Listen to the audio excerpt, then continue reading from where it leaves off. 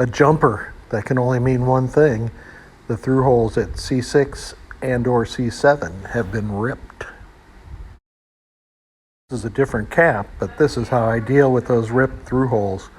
I drill out the hole, insert a rivet, solder the rivet to the existing trace, crimp it over on the flip side, and then solder the cap in. Powering up this WPC PowerDriver board for the first time since I had to replace all the 15,000 microfarad caps, because somebody had attempted that before, and that didn't go as well as they had hoped. So unfortunately all the cap legs were cut so short that I could not make those caps work, so I had to replace all of them. And I do have a little bit of a problem. You'll see that this LED is not lit. That's the regulated 12 volt LED.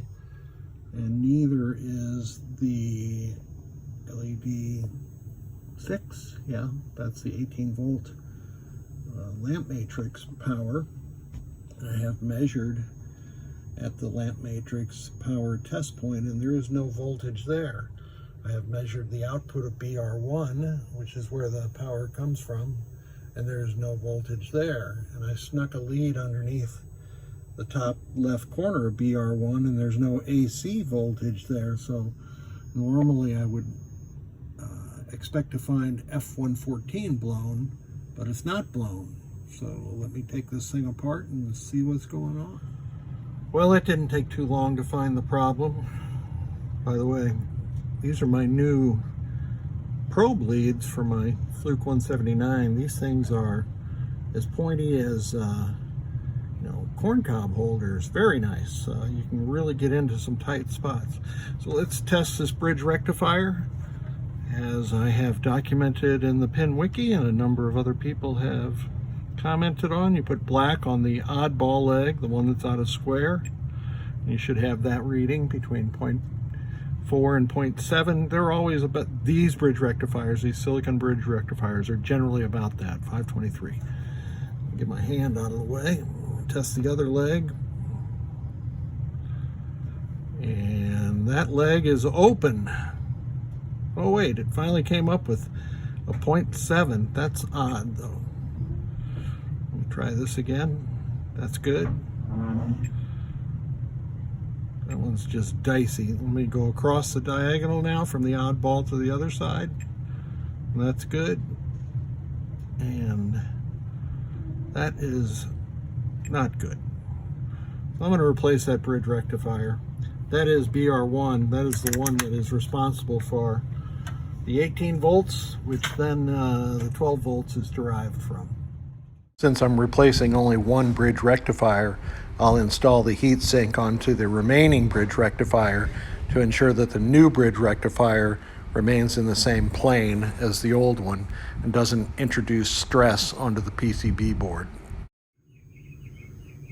Back on the bench, that's my bird clock in the background, and you can see that I've replaced BR1. Some people will replace BR1 and BR2 at the same time.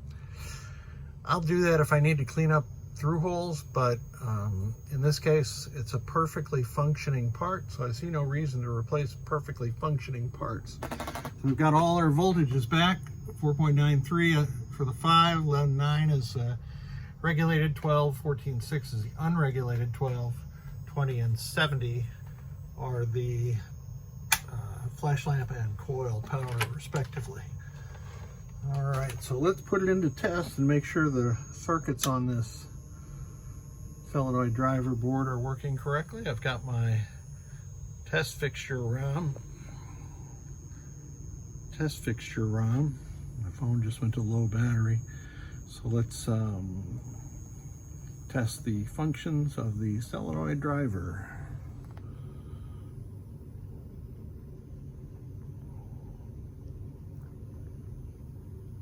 I missed that first one. I might have blanked, so we'll let it go around again. Oh yeah, working good. And then we can test the general illumination.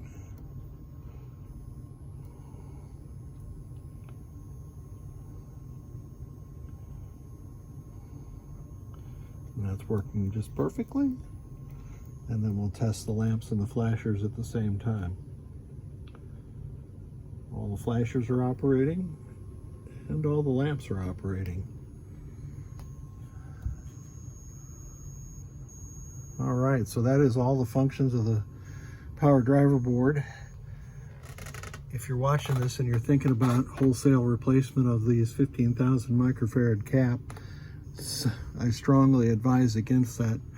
There is no upside to that. The only cap that ever really needs to be replaced is C5, which is your 5-volt filter cap, and sometimes C11 if it gets damaged by connecting the PowerDriver board up incorrectly in the back box. But C6 and C7 are the equivalent of the 30,000 microfarad cap that's in the back of all Williams 3 through 11 games, I think, and nobody ever replaces that. And this is just an unregulated 12-volt cap, so no reason there either. It's good to go. I wait for the comments where somebody says, yeah, those things got a shelf life of 10 years. Yeah, I know all that. Thanks for watching.